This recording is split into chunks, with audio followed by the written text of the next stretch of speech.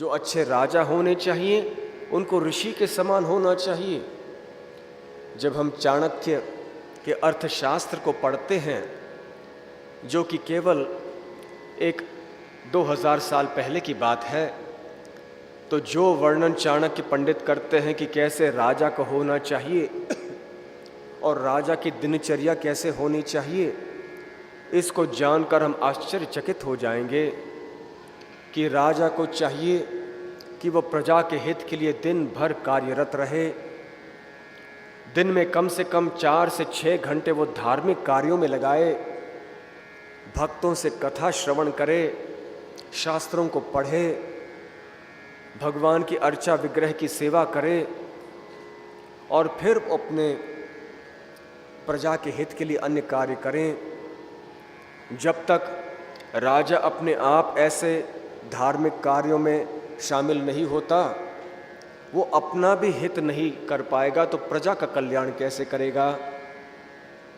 इसलिए सर्वप्रथम नेताओं को चाहिए कि वो भी दशरथ महाराज के पद चिन्हों में चलें, दशरथ महाराज की तरह वो धर्मपरायण हो जाएं, भगवान की कथाओं को नित्य प्रति श्रवण करें, ग्रंथों का अध्ययन करें, भगवान और भगवान के भक्तों के प्रति श्रद्धा की भावना रखें और फिर वो भी राज ऋषि जैसे हो जाएंगे।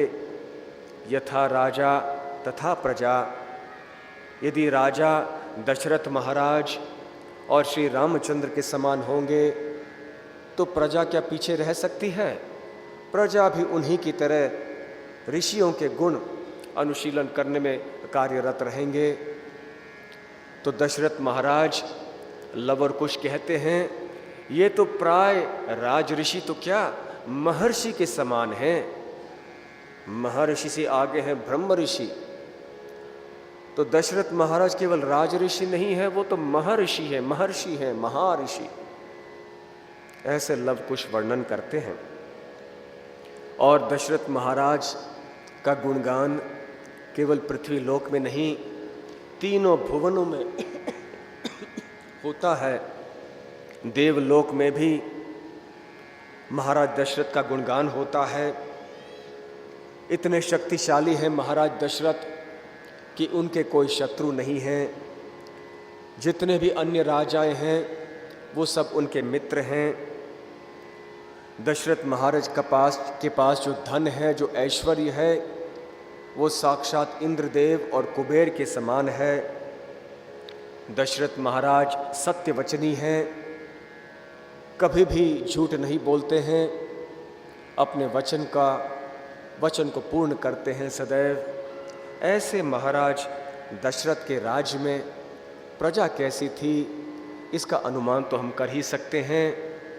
फिर भी लव और कुश बता रहे हैं, अयोध्या के निवासियों को ही बता रहे हैं कि अयोध्या के निवासी कैसे हैं। और ये सत्य है, अयोध्या के निवासी सदैव प्रसन्न चित्त के रहते हैं, सुखी रहते हैं, पुण्यवान रहते हैं, वो निर्दोष हैं और सभी को पुराणों की कथा, वेदों की कथा का ज्ञान है। दूसरे शब्दों में अयोध्या के निवासियों ने बचपन से ही भगवान की कथाएं सुनी हैं। कितनी सुंदर सभ्यता, कितना सुंदर समाज देखिए, जहाँ हर इंसान, हर आदमी, सड़क पे जाने वाला आदमी भी भगवान की कथाओं से परिचित है। देखिए यहाँ भी बेलगाम में और भारत के अन्य शहरों में, सारे विश्व भर में ऐसे माहौल हो जाएगा तो कितना सुंदर हो जाएगा। हमारा जगत साक्षात वैकुंठ हो जाएगा। लव कुश कहते हैं कि अयोध्या के जितने भी निवासी हैं वो लोभ से मुक्त हैं, हमेशा सत्य बोलते हैं। कभी ऐसे अयोध्या नगरी में कोई व्यक्ति दिखाई नहीं पड़ेगा जो झूठ बोल रहा हो।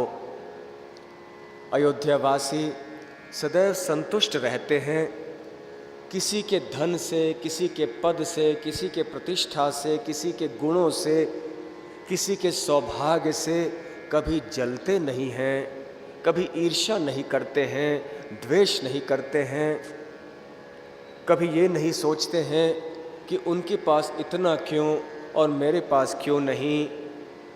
ऐसे विचार कभी भी अयोध्या वासियों के मन में नहीं आती हैं।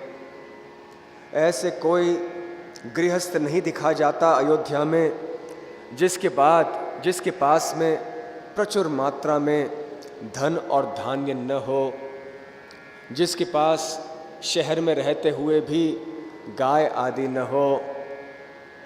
ऐसे कहा गया है, धान्य धनवान गवयो धनवान। वास्तव में जो धनवान व्यक्ति है वो है जिसके पास धान्य है और जिसके पास गाय है, गोधन और धान्य धन। तो अयोध्या के हर एक घर में धान्य की कोई कमी नहीं थी। ऐसे अयोध्या नगरी में जो लोग रहते थे, हर एक व्यक्ति के पास अच्छे अच्छे वस्त्र हुआ करते थे। ऐसा कोई व्यक्ति दिखाई नहीं पड़ता था अयोध्या नगरी में जिसके अच्छे अच्छे वस्त्र नहीं थे, जो सोने के अलंकारों से, सोनों के गहनों से अलंकृत नहीं हुआ करता था। जगह जगह में देखा जाता था, हर एक व्यक्ति के पास सोने के बाजूबंद, गले में सोने के हार, तरह तरह के हाथों में सोने के कंकण आदि हुआ करते थे। हर साधारण व्यक्ति के पास भी, यहाँ तक कि जो शूद्र, वैश्य, क्षत्रिय, ब्राह्मण सभी के पास ऐसे सोने के गहने हुआ करते थे और कभी चोरी नहीं हुआ करता था। हर एक व्यक्ति हर दृष्टि से संतुष्ट था। लव कुश कहते हैं कि अयोध्या नगरी में ऐसे कोई व्यक्ति दिखाई नहीं पड़ता था जो कि कामुक था, जो कि कंजूस या कृपण था, जो क्रूर था, जो अज्ञानी था, या जो भगवान के प्रति और वैदिक सभ्यता के प्रति अश्रद्धालु था। ऐसे अयोध्या नगरी में कोई व्यक्ति नहीं पाया जाता था। और ऐसे भी कोई व्यक्ति दिखाई नहीं पड़ता अयोध्या नगरी में जो कि अभक्ष भक्षण करता था, जो गंदी चीज़ों को खाता था। ऐसे कोई व्यक्ति दिखाई नहीं पड़ता था जो दान देने के लिए सदैव तैयार नहीं होता था,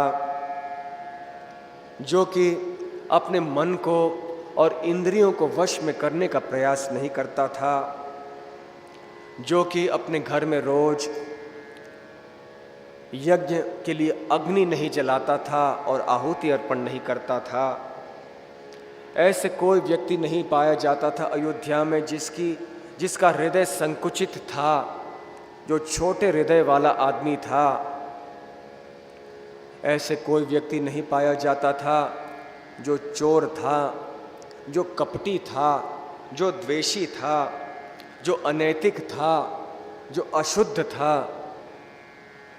अयोध्यावासी में से जो ब्राह्मण थे वो सदैव अपने वेद पाठ में, यजन याजन में, पठन पाठन यजन याजन दान प्रतिग्रह, ये ब्राह्मण के जो निहित कार्य होते हैं उनमें लगे रहते थे।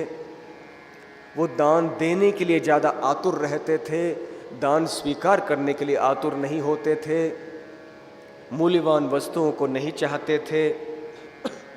और ऐसे कोई ब्राह्मण वहाँ अयोध्या नगरी में नहीं दिखाई पड़ता था जो अश्रद्धालु था, जो सत्यवान नहीं था, जिसको शास्त्रों का ज्ञान नहीं था और जो अन्यों में भूल ढूंढने की वृत्ति रखता था। और ऐसा भी कोई व्यक्ति अयोध्या में नहीं था, लव कुश कहते हैं, जिसके मन में कोई तनाव था। हर एक व्यक्ति प्रसन्न चित्त का, शांत चित्त का था। हर एक व्यक्ति बड़े अपने कीर्ति के शान में आराम से रहते थे। ऐसा कोई व्यक्ति अयोध्या में नहीं था, पुरुष या स्त्री, शूद्र, वैश्य, क्षत्रिय, ब्राह्मण, जो दिखने में सुंदर नहीं था। लव कुश नहीं कहते हैं, लेकिन हम कह रहे हैं कि शायद अयोध्या में कोई ब्यूटी पार्लर की आवश्यकता नहीं पड़ी होगी, ऐसे कोई चीज़ की आवश्यकता नहीं पड़ी होगी जिससे कृत्रिम रूप से लोग अपने सौंदर्य को बढ़ाने का प्रयास करें। स्वाभाविक रूप से सभी लोग अयोध्या में दिखने में बहुत सुंदर थे। और एक बहुत बड़ा गुण है जो लव कुश वर्णन करते हैं कि अपने राजा के प्रति वो बहुत श्रद्धालु थे, बहुत विश्वास रखते थे अपने राजा में, महाराज दशरथ में। राजा के प्रति कभी भी अपशब्द नहीं कहते थे, राजा को भगवान का प्रतिनिधि मानते थे। और दशरथ महाराज भी इस योग्य थे, इसलिए प्रजा भी उनके प्रति बहुत श्रद्धालु थी। तो देखिए, राजतंत्र में जब कोई ऐसे योग्य राजा होते हैं जो स्वयं धर्मपरायण होते हैं और प्रजा को भी धर्म के पथ में आगे बढ़ने के लिए प्रेरणा देते हैं, तो कितना सुंदर वातावरण हो जाता है। लेकिन इस कलयुग में अभी राजतंत्र तो रहा नहीं, और जिन देशों में राजतंत्र है भी केवल नाम के लिए है। अभी प्रजातंत्र का समय है। ये प्रजातंत्र क्या चीज़ है, इस प्रजातंत्र में क्या हो रहा है, हम देख ही रहे हैं। हमारा एक अनुभव है कि एक छोटे से गांव में हम गए थे। वहाँ के लोग पहले बड़े आराम से, प्रेम से आपस में मिलजुल के रहा करते थे। लेकिन कई साल पूर्व किसी ने सोचा कि यहाँ भी प्रजातंत्र होना चाहिए, चुनाव होना चाहिए। तो जैसे ये घोषणा हुई तो अनेक राजनीतिक दल वहाँ प्रवेश कर गए, और जैसे ही ये राजनीति वहाँ गांव में शुरू हो गई तो गांव के निवासियों में वैर उत्पन्न हो गया, उनके दल बन गए। कोई गांववासी एक दल के पक्ष में थे, कोई गांववासी दूसरे राजनीतिक दल में पक्ष में हुए। दोनों के बीच में झगड़े, खून खराबा सब शुरू हो गया, और सारा जो एक बहुत मधुर और प्रेममय वातावरण था गांव का, वो सब नष्ट हो गया। ये है प्रजातंत्र की कृपा। हाँ, ये कलयुग में और क्या कहा जा सकता है, ऐसे योग्य राजा भी शायद नहीं मिलते हैं, ऐसे योग्य ब्राह्मण भी क्या शायद ही मिलते हैं। तो जब आदर्श ब्राह्मण तैयार हो जाएंगे, जो गुण से ब्राह्मण हैं, तो आदर्श क्षत्रिय भी ऐसे तैयार हो सकते हैं जो गुण से क्षत्रिय हैं, और फिर सारे समाज जो है वो अच्छी तरह से आगे बढ़ सकता है। तो दशरथ महाराज के समय राजतंत्र में देखिए कितना सुंदर वातावरण था कि सभी लोग राजा से बहुत प्रेम करते थे, बहुत श्रद्धावान थे राजा के प्रति। और प्रजा में हर एक व्यक्ति रोज भगवान की सेवा करता था। जो भी अतिथि आते थे, अतिथि देवो भवो, अतिथि को भगवान के समान मानकर उनका स्वागत और सत्कार किया करते थे। हर एक अयोध्यावासी स्वभाव से बड़ा आभारी वृत्ति का होता था, बड़ा शूरवीर हुआ करता था। उनके जीवन की अवधि लंबी हुआ करती थी। वहाँ के जो क्षत्रिय थे बड़े बड़े योद्धा थे, बहुत शूरवीर थे, अस्त्र शस्त्र चलाने की विद्या में, धनुर्विद्या में बहुत प्रवीण थे। फिर भी वो ब्राह्मणों के आदेशों का पालन करते थे। ब्राह्मण भी योग्य थे, क्षत्रिय भी योग्य थे, और क्योंकि ब्राह्मण योग्य थे तो क्षत्रिय ब्राह्मणों के आदेशों का पालन करते थे, और क्षत्रिय योग्य हुए ब्राह्मणों के आदेश का पालन करने से। इसलिए वैश्य क्षत्रियों के संरक्षण में रह के सुखी रहा करते थे, वो क्षत्रियों के आदेश का पालन करते थे। और जो शूद्र थे उनको तीनों वर्ग सुरक्षित रखते थे, सुखी रखते थे। इसलिए बड़े प्रसन्न चित्त से वो अन्यों की सेवा किया करते थे। इस प्रकार से ऐसे अयोध्या नगरी में स्थित होकर दशरथ महाराज सारे विश्व का राज्य संभालते थे और सारे विश्व की रक्षा करते थे। अयोध्या नगरी के मंत्री भी कोई कम नहीं थे। दशरथ महाराज के 8 मंत्री थे, जैसे सुमंत्र आदि, और ये मंत्री भी एक से बढ़कर एक। लवकुश ऐसे मंत्रियों के बारे में क्या कहते हैं?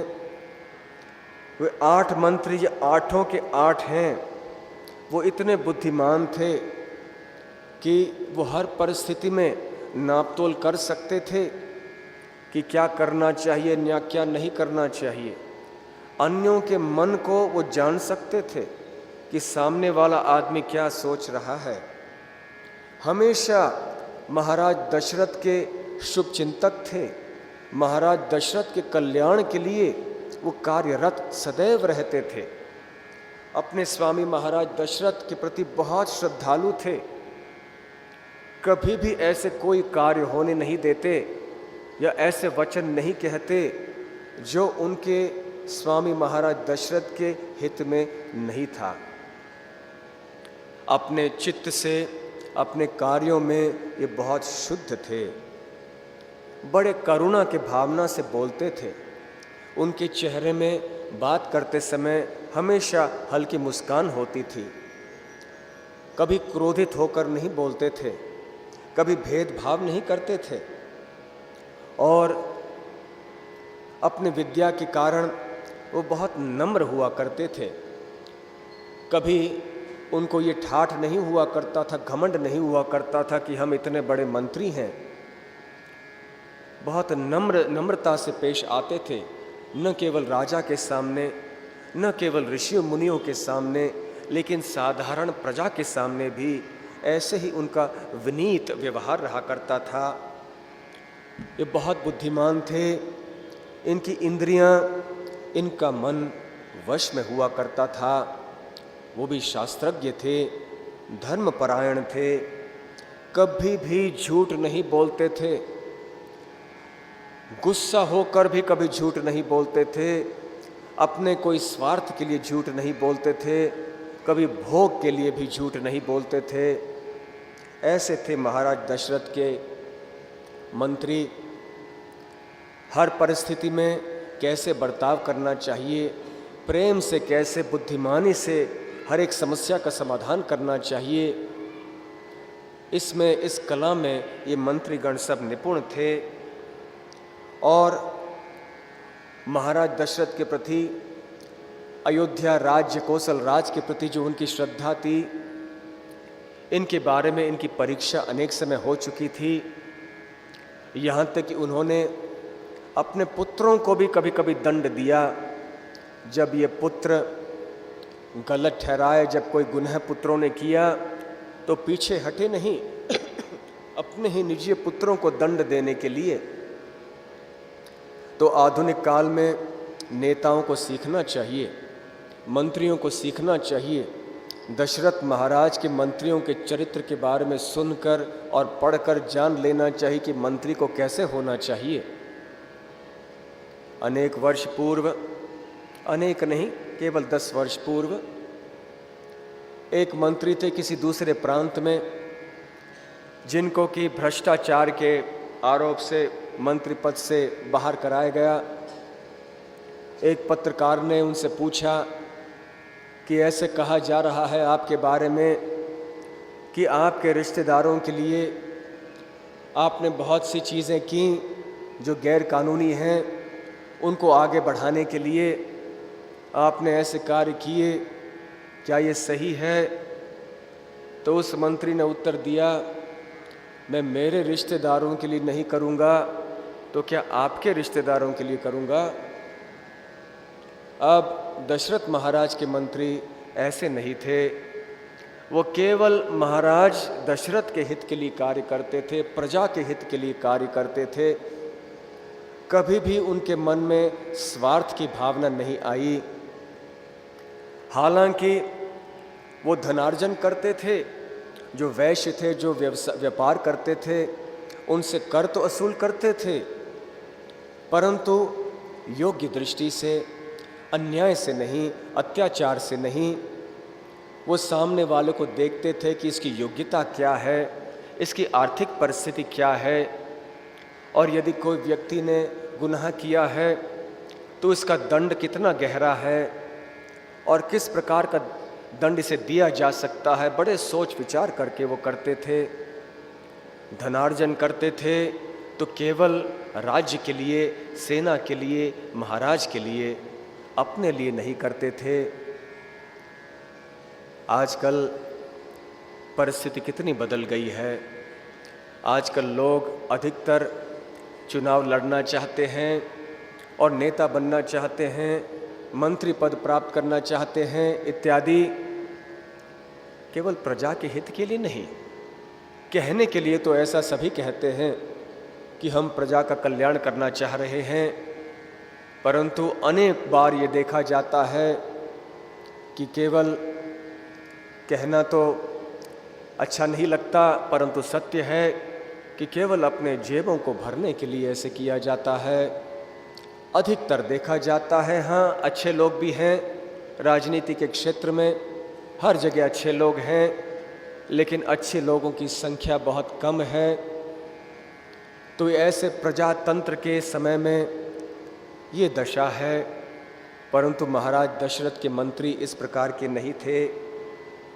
तो आगे चल के ये लोग शत्रुओं के साथ भी कैसे व्यवहार करना है वो जानते थे। यदि किसी शत्रु ने भी कोई गुनाह नहीं किया हो तो उसको दंड वो नहीं देते थे। और इस प्रकार से जैसे राजा थे वैसे मंत्री, जैसे मंत्री थे वैसे प्रजा। इसलिए लव और कुश अंत में कहते हैं कि ऐसे राजा होने के कारण, ऐसे मंत्री होने के कारण सारे अयोध्या में कोई ऐसा व्यक्ति नहीं था जो कि कभी झूठ बोलता था। कोई दुष्ट व्यक्ति अयोध्या में नहीं पाया जाता था। कोई ऐसे पुरुष नहीं पाया जाता था जिसका किसी दूसरे व्यक्ति के पत्नी से कोई संबंध हुआ करता था। और वहाँ अयोध्या नगरी में वातावरण बड़ा शांत हुआ करता था।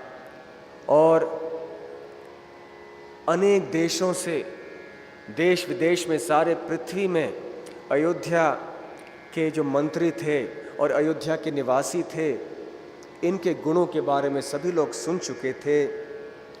और ऐसे मंत्रियों की सहायता से, ऐसे प्रजा की सहायता से महाराज दशरथ सारे विश्व की, सारे पृथ्वी की रक्षा करते और अन्य जितने भी राजा थे उनके संरक्षण में रह के अपने अपने छोटे राज्यों का देखभाल करते। ऐसे सारी पृथ्वी बहुत सुखी अवस्था में थी। माता पृथ्वी भी प्रसन्न चित्त से रहती थी। ऐसे लव कुश वर्णन करते हैं अयोध्या नगरी का, अयोध्या वासियों का दशरथ महाराज के समय। हरे Krishna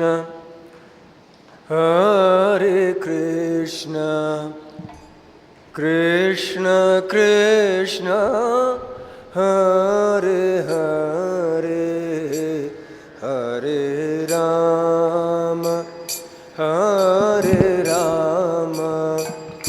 Ram Ram Hare Hare.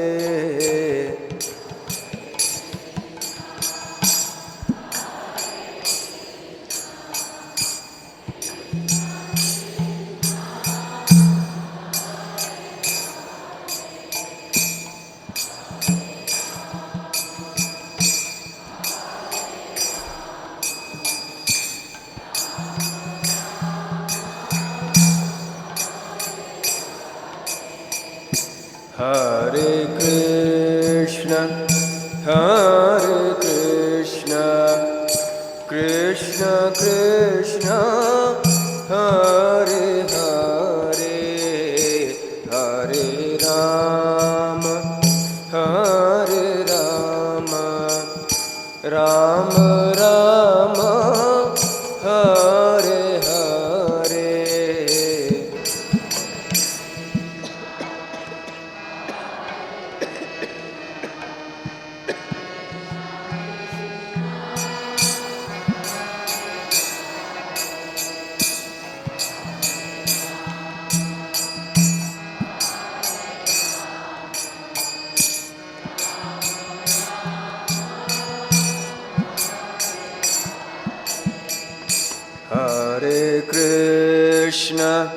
Hare Krishna, Krishna Krishna, Hare Hare, Hare Rama, Hare Rama, Rama Rama, Hare Hare.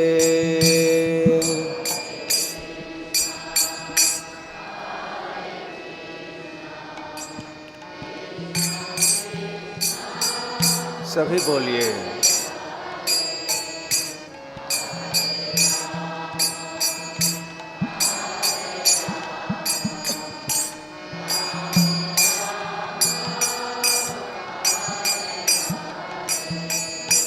Hare Krishna, Hare Krishna, Krishna Krishna, Hare Hare, Hare Rama, Hare Rama, Rama Rama, Hare Hare.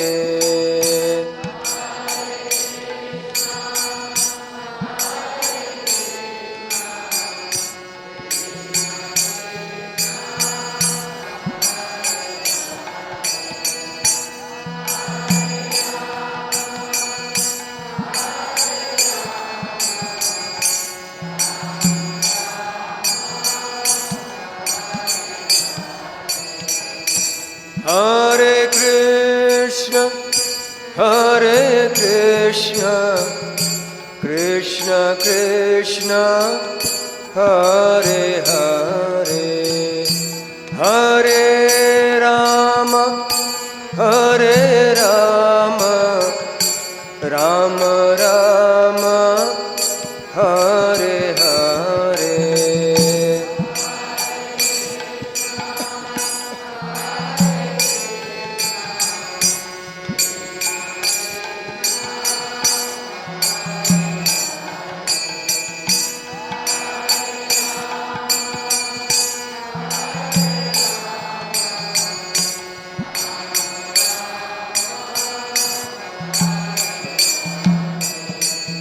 Hare Krishna, Hare Krishna, Krishna Krishna, Hare Hare, Hare Rama, Hare Rama, Rama Rama, Hare Hare.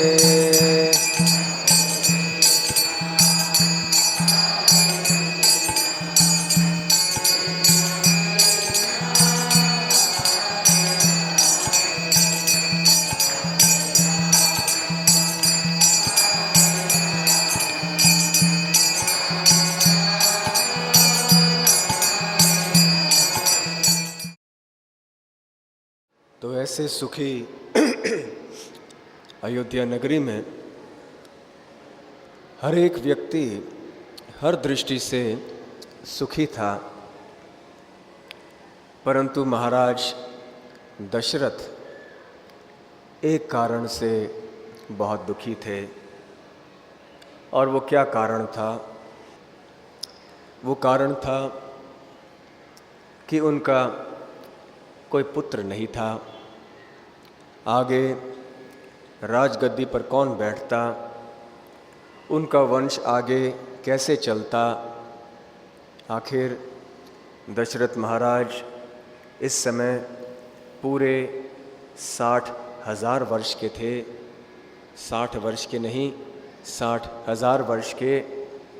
और इस समय उनके मन में ये चिंता हुई कि मेरे बाद प्रजा का संरक्षण कौन करेगा। और ऐसे चिंता में उन्होंने सारे अपने मंत्रियों को बुलाया। उन्होंने सुमंत्र से कहा कि हे सुमंत्र, अन्य जितने भी मेरे कुलगुरु हैं वामदेव और वशिष्ठ जी और अन्य भी सम्माननीय ब्राह्मण हैं, जैसे काश्यप ऋषि हैं, गौतम ऋषि हैं, मार्कंडेय ऋषि हैं, उन सब को कृपया यहाँ ले आइए। मैं कुछ प्रस्ताव रखना चाहता हूँ सबके सामने। तो सुमंत्र जी गए, अन्य 7 मंत्रियों को बुलाया, कुल गुरुओं को बुलाया, अन्य वरिष्ठ प्रसिद्ध ऋषियों को, ब्राह्मणों को बुलाया। और फिर महाराज दशरथ कहने लगे उनसे, वैसे आप सबकी कृपा से सब कुछ सारे पृथ्वी में ठीक ठाक चल रहा है। विशेष करके अयोध्या के निवासी तो बहुत सुखी हैं, परंतु इस सुख के समुद्र के बीच में रहते हुए भी मेरे हृदय में एक बहुत बड़ा दुख है कि मेरा कोई पुत्र नहीं है जो मेरे बाद में इस राज्य को चला पाएगा। इसलिए मेरे मन में ये विचार है कि मैं एक अश्वमेध यज्ञ संपन्न करूं। तो यदि आप सब इस विचार को ठीक समझें, आपकी अनुमति यदि हो तो मैं ये करना चाहूँगा। और यदि आप ठीक समझें तो इसके लिए आप योजना बनाइए। ब्राह्मणों ने, मंत्रियों ने एक आवाज़ में कहा, साधु साधु, बहुत अच्छा महाराज, आपकी कल्पना, आपका विचार अति योग्य है। शीघ्र ही ऐसी तैयारियां की जाएं कि अश्वमेध यज्ञ संपन्न हो जाए। ऋषियों ने जब ऐसे कहा तो दशरथ महाराज ने अपने मंत्रियों से कहा कि देखिए कि सारी तैयारियां अश्वमेध यज्ञ के लिए तैयार हो जाएं, सारी व्यवस्था अभी से होनी चाहिए। और ये ख्याल रखा जाना चाहिए कि इस तैयारी में कहीं भी कोई भी छोटी सी त्रुटि भी न आ जाए, क्योंकि वैदिक काल में तरह तरह के अनुष्ठान संपन्न करने में विधिवत सब कुछ होना अनिवार्य हुआ करता था। छोटी भी कोई गलती हो जाती तो उससे सारा अनुष्ठान भंग हो जाता और उद्देश्य की पूर्ति नहीं हो पाती। कभी कभी ऐसे हुआ करता था कि विपरीत ही कुछ हो बैठता। इसलिए महाराज दशरथ ने मंत्रियों से कहा कि कृपया देखिए कि सब कुछ ठीक ठाक हो जाए। मंत्रियों ने कहा, जैसे आपकी इच्छा।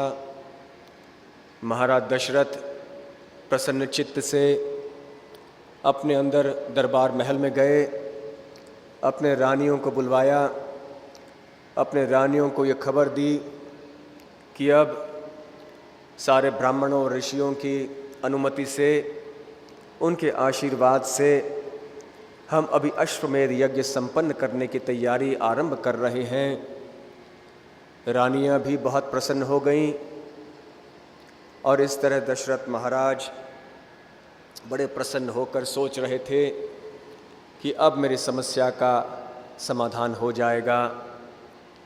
उधर जब एक बार दशरथ महाराज अकेले बैठे थे तो इनके प्रिय मंत्री सुमंत्र जी उनके पास आए और कहने लगे कि महाराज, मुझे याद है कि अनेक साल पहले मैंने एक पौराणिक कथा सुनी थी और इस पौराणिक कथा में चतुष कुमार के जो सनत कुमार हैं, उन्होंने एक भविष्यवाणी की थी और उन्होंने कहा था कि महाराज इक्ष्वाकु के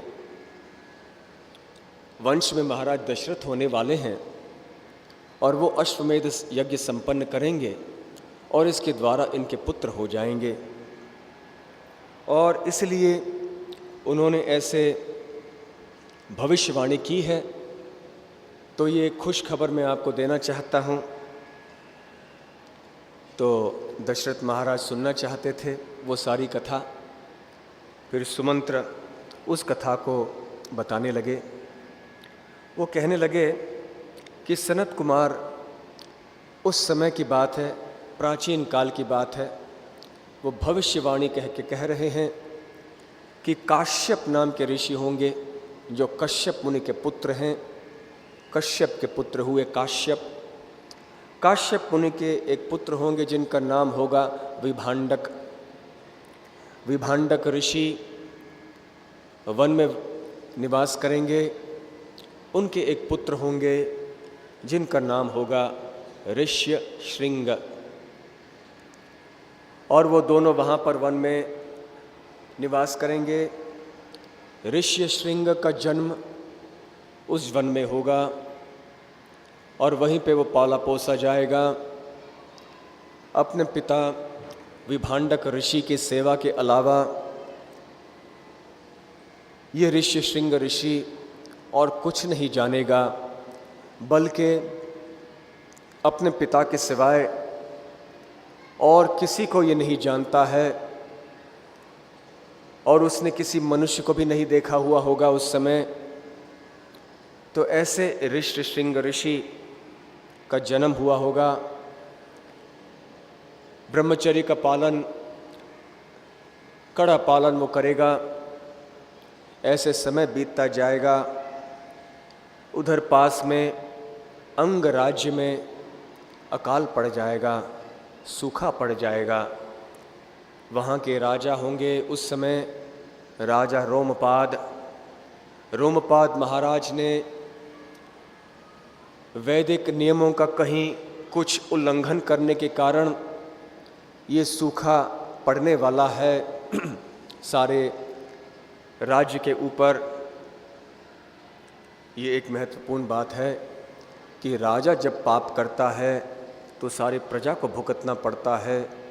तो देखिए, नेता बनना, राजा बनना, मंत्री बनना, ये कितने जिम्मेदारी का पद है। यदि नेता, राजा, मंत्री कोई गलत काम करता है तो इसका परिणाम सारे प्रजा पर आता है। तो राजा रोमपाद ने एक बार कोई उल्लंघन किया किसी वैदिक नियम का। इसके कारण सारे अंग राज्य में भीषण सूखा पड़ गया। वहाँ प्रजा त्राही त्राही कह के सहायता चाह रही थी, कुछ राहत नहीं मिल रहा था। राजा बड़े चिंतित हो गए। वो अच्छे राजा थे, वो अपनी प्रजा का हित ही चाहते थे, परंतु क्या किया जाए, कोई उपाय ढूंढ नहीं पाए।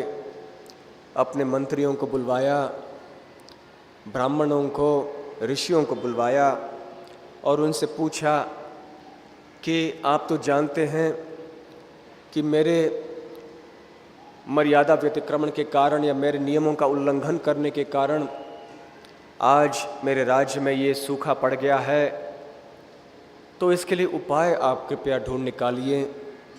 किस तरह का प्रायश्चित मुझे करना चाहिए? मैं कुछ भी करने के लिए तैयार हूँ मेरे प्रजा के हित के लिए। तो वहाँ जो ऋषि हैं, ऐसे सनत कुमार बता रहे थे उस कथा में कि वो कहेंगे कि हे राजन, पास में ऋष्य शृंग नामक एक ऋषि है जो तरुण है, उसको आप बुलवाइए और बुलवाकर आपकी पुत्री शांता से विवाह कराइए। अब वास्तव में शांता ये महाराज दशरथ की पुत्री थी, परंतु जब रोमपाद महाराज ने उस पुत्री को चाहा तो महाराज दत्त ने पुत्री को रोमपाद महाराज के हवाले कर दिया, और इसलिए रोमपाद महाराज ने शांता को उस दिन से अपनी पुत्री मान लिया और शांता वहीं बड़ी हो गई। दशरथ महाराज के बड़े मित्र थे रोमपाद महाराज, और फिर जब ऐसे प्रस्ताव ऋषियों ने रखा कि ऋष्य शृंग ऋषि को ले आकर आपकी कन्या, आपकी पुत्री शांता से विवाह कराइए, तो फिर राजा ने अपने मंत्री से कहा और कुलगुरु से कहा कि कृपया आप जाइएगा और ऋष्य शृंग को यहाँ ले आइए, बड़े धूमधाम से विवाह कर लेंगे। तो उस समय मंत्रीगण थोड़े भयभीत हो गए। वो सोच रहे थे कि ऋष्यशृंग ऋषि अपने पिता विभांडक ऋषि के सेवा में आजीवन रहे हैं, कभी उस आश्रम के बाहर नहीं गए, उस वन के बाहर नहीं गए, किसी पुरुष या स्त्री को कभी देखा नहीं अपने पिता के सिवाय, बाहर की दुनिया क्या है कुछ नहीं पता उन्हें। हैं बड़े अच्छे ऋषि, वेदों में विद्वान हैं, सब कुछ हैं, परंतु यदि हम उनको ले आएंगे, उन्होंने ऐसे ब्रह्मचर्य का पालन भी किया है, लेकिन अब ले आएंगे तो राजा जो ऋषि विभांडक क्रोधित हो जाएंगे और उनका शाप हमें मिल जाएगा।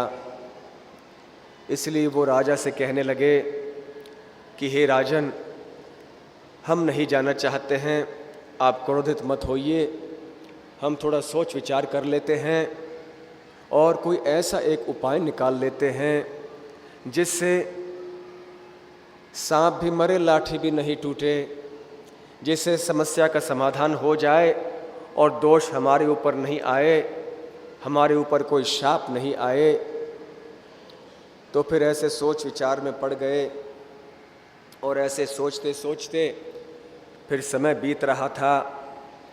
तो मंत्रियों ने एक तरकीब सूझी। राजा से उन्होंने कहा कि ये जो ऋषि हैं, इन्होंने कभी स्त्री का रूप नहीं देखा है, तो हम यहाँ थोड़े रूपवती स्त्रियों को भेजेंगे ताकि वो आकर्षित करके ऋष्यशृंग ऋषि को यहाँ ले आएंगे। तो राजा ने बात मान ली और वहाँ के राजधानी के थोड़े रूपवती सुंदर स्त्रियों को चुना गया और उनको बताया गया कि आप को ये कार्य करना है, ऋष्यशृंग ऋषि को आपको यहाँ वापस ले आना है। तो वो महिलाएं गईं और विभांडक ऋषि के आश्रम के थोड़े दूरी पर उन्होंने अपना छोटा सा निवास स्थान बनाया। एक बार जब ऋष्यशृंग ऋषि ऐसे वन में घूमते घूमते यहाँ तक आ गए तो उन्होंने अचानक देखा कि अरे ये क्या है, ये सब लोग कौन हैं? कभी भी ऋष्यशृंग ऋषि ने अपने पिता के अलावा किसी और को देखा तो था नहीं, अब स्त्री की बात दूर है, पुरुषों को भी नहीं देखा था। तो उन्होंने पूछा, जब आए उन महिलाओं को देखा, महिलाओं ने ऋष्यशृंग से पूछा, आप कौन हो, आप कहाँ से आए हो, आप कहाँ रहते हो? तो बड़े मासूम थे ऋष्यशृंग ऋषि। उन्होंने कहा, मेरा नाम ऋष्यशृंग है, मैं विभांडक ऋषि का पुत्र हूँ, मेरा जन्म यहीं हुआ है, मेरे पिताजी की सेवा में मैं यहाँ पर रहता हूँ। पिताजी अब थोड़े समय के लिए बाहर गए हैं वन में किसी दूसरी ओर, तो आप आइए, मेरे आश्रम में आइए, मैं आपका सत्कार करना चाहता हूँ, आपका स्वागत करना चाहता हूँ। तो डर डर के महिलाओं ने ये प्रस्ताव स्वीकार कर लिया और जैसे ही वो आए तो जैसे कि वन के निवासी स्वागत करते हैं उस ढंग से ऋष्यशृंग ऋषि ने उन महिलाओं का स्वागत किया। उनको ये अंतर पता नहीं था कि स्त्री क्या है, पुरुष क्या है। जल पिलाकर, जल से पैरों को धोकर, चरणों को धोकर, थोड़े कुछ कंद मूल खिलाकर उनका सम्मान किया, सत्कार किया। और उधर महिलाएं डरती रहीं कि कहीं विभांडक ऋषि अचानक आश्रम में चले तो नहीं आए, तो निकलने की जल्दी में थीं। फिर उन्होंने कहा, नहीं, और हम नहीं रुक सकते, ये हम थोड़े फल आपके लिए लाए हैं। वो फल नहीं थे, तरह तरह के स्वादिष्ट मिठाइयाँ थीं, व्यंजन थे, मीठे मीठे वस्तु थे सब। अब ऋष्यशृंग ऋषि ने कंद मूल और फलों के अलावा कुछ खाया नहीं था जीवन भर। कुछ मिठाई क्या चीज़ होती है कभी देखा नहीं था, जाना नहीं था। इन चीज़ों को फल समझ के खा लिया। सोचा कि ये बड़े स्वादिष्ट फल हैं, ऐसे फल तो हमने कभी खाए नहीं। तो बहुत अच्छा लगा। वो महिलाएं जो हैं जल्दी से चली गईं अपने निवास स्थान में। अब ऋषि श्रृंग मुनि का मन जो है विचलित हो गया। ये कौन थे ये सुंदर लोग जो मेरे पास आए थे और इतना स्वादिष्ट व्यंजन लेकर आए थे? ये सब कौन थे? कल भी मैं उनका संग करने जाऊंगा। तो अगले दिन भी वन में ऋषि श्रृंग ऋषि उन महिलाओं के पास गए। ये नहीं जानते थे कि महिला है कि क्या है, कौन है ये। फिर महिलाओं ने कहा, कल आपने हमारा स्वागत किया, आज हम आपका स्वागत करना चाहते हैं हमारे आश्रम में, तो क्या हमारे आश्रम में आने के लिए आप तैयार होंगे? तो ऋषि श्रृंग ऋषि ने उनकी मीठे मधुर आवाज़ सुने और उनके सुंदर रूप से प्रभावित हुए और उन्होंने जो इतने प्रेम से निमंत्रण दिया उसको नकार नहीं पाए, कहा अवश्य आपके साथ में आएंगे। तो जल्दी से इन महिलाओं ने ऋषि श्रृंग ऋषि को नौका में बिठाया, गंगा पार करके अंगराज्य के राजधानी में आ पहुँचे। जैसे ही वहाँ आए वैसे वर्षा होने लगी, मूसलधार वर्षा हुई और जो सूखा पड़ गया था, जो अकाल पड़ गया था, वो ख़त्म हो गया। प्रजा की समस्याएं ख़त्म हो गईं और फिर सारी प्रजा फिर से सुखी हो गई। परंतु अब रोमपाद महाराज चिंतित थे कि अब किस तरह से विवाह किया जाए और किस तरह से अभी हमें शाप नहीं मिले ऋषि श्रृंग ऋषि और विभांडक ऋषि से। तो जैसे ही ऋषि श्रृंग ऋषि वहाँ पर आए, रोमपाद महाराज ने पूरा साष्टांग दंडवत प्रणाम किया, स्वागत किया ऋषि का और मांगा, कहा कि आपसे एक वरदान चाहते हैं। ऋषि श्रृंग ऋषि ने कहा, बताइए क्या वरदान चाहिए आपको? उन्होंने कहा कि आप और आपके पिता जो वन में हैं, कृपया हमारे ऊपर आप शाप नहीं करें, शाप नहीं दें। तो ऋषि श्रृंग ऋषि ने कहा ठीक है। तो फिर वो वहाँ पर रहे और शीघ्र ऋषि श्रृंग ऋषि का विवाह रोमपाद महाराज की पुत्री शांता से हुआ और इस तरह से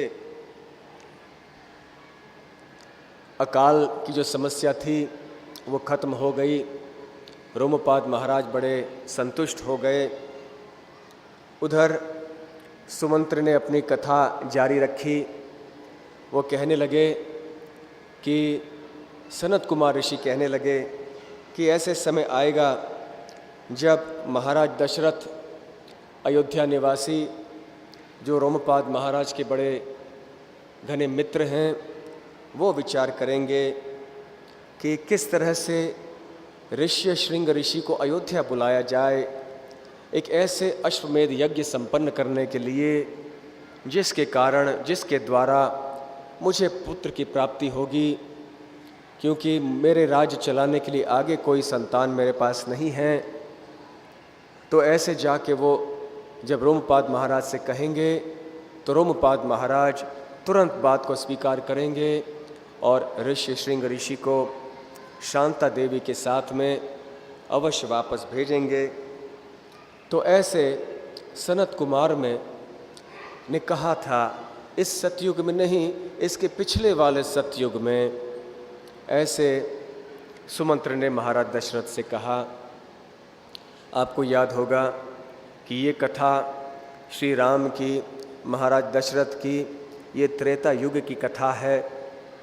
अब ये कलयुग चल रहा है। कलयुग के पहले था द्वापर युग, द्वापर युग के पहले था त्रेता युग, त्रेता युग के पहले सत्य युग। परंतु जिस युग में सनत कुमार जी ने ये कथा कही थी वो उस सतयुग में नहीं था जो कि दशरथ महाराज के त्रेता युग के बिल्कुल पहले था, बल्कि उसके पिछले जो सतयुग था उसमें ये कहानी कही थी, ये भविष्यवाणी की थी। तो हम कल्पना कर सकते हैं कि कितने लाखों करोड़ों साल पुरानी कथा थी। ये है पुराण, ये सब दंत कथा नहीं है जैसे पहले दिन हम चर्चा कर रहे थे। ये पौराणिक कथाएं हैं, ये सत्य हैं, ऐतिहासिक घटनाएं हैं। तो जैसे ही दशरथ महाराज ने सुमंत्र से ये बातें सुनी तो वो तुरंत अंग राज्य के राजधानी के लिए रवाना हुए। महाराज रोमपाद महाराज दशरथ को देखकर बहुत प्रसन्न हुए। आखिर वो दोनों बहुत बड़े मित्र थे। 7-8 दिन वहीं पर रहे दशरथ महाराज। फिर उन्होंने रोमपाद महाराज से अपना प्रस्ताव रखा कि अभी आपसे मैं एक भेंट चाहता हूँ कि आपके दामाद ऋष्यशृंग, वैसे देखा जाए तो वो दशरथ महाराज के दामाद थे, परंतु अभी शांता तो रोमपाद महाराज की पुत्री थीं। तो ऋष्यशृंग महाराज ऋषि को कृपया आप मेरे नगरी में भेजिए। मैं एक अश्वमेध यज्ञ करना चाहता हूँ पुत्र की प्राप्ति के लिए। तो बड़े आनंद से रोमपाद महाराज ने तुरंत ऋष्यशृंग ऋषि और शांता देवी को भेज दिया। अब ऋष्यशृंग ऋषि और शांता देवी के एक पुत्र भी हो गया था, छोटा बच्चा था। तो तीनों ही तुरंत निकल पड़े महाराज दशरथ के साथ। बड़े हर्षित होकर महाराज दशरथ अयोध्या नगरी लौट आए। वहाँ जैसे ही अयोध्या वासियों को खबर पहुँची कि दशरथ महाराज ऋष्यशृंग ऋषि को लेकर लौट रहे हैं, बड़े आनंद से महाराज का और ऋष्यशृंग ऋषि का स्वागत करने के लिए तैयार हो गए और वहाँ आकर धूमधाम से स्वागत हुआ। ऋष्यशृंग ऋषि और शांता देवी को महाराज दशरथ अपने राजमहल में ले गए। उनकी महारानियाँ भी शांता को देखकर बहुत प्रसन्न हुईं। ऐसे दिन बीत गए और वसंत ऋतु की शुरुआत हो गई। उस समय दशरथ महाराज ने सोचा कि चलो बहुत समय बीत गया है, अभी शीघ्र ही अश्वमेध यज्ञ संपन्न किया जाना चाहिए। तो उन्होंने ऋष्यशृंग ऋषि से बात की।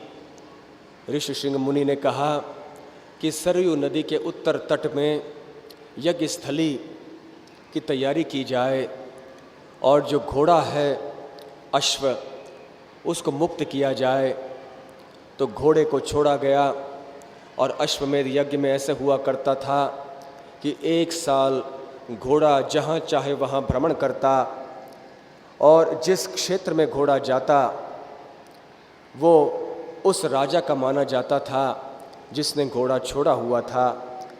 और यदि जिस प्रांत में वो घोड़ा गया है वहाँ का राजा यदि उस घोड़े को भेजने वाले राजा के अधीन नहीं रहना चाहता था तो उस घोड़े को पकड़ लेता और घोड़े के साथ में जो सैनिक थे उनके साथ युद्ध होता। परंतु दशरथ महाराज के घोड़े को भला कौन रोकता।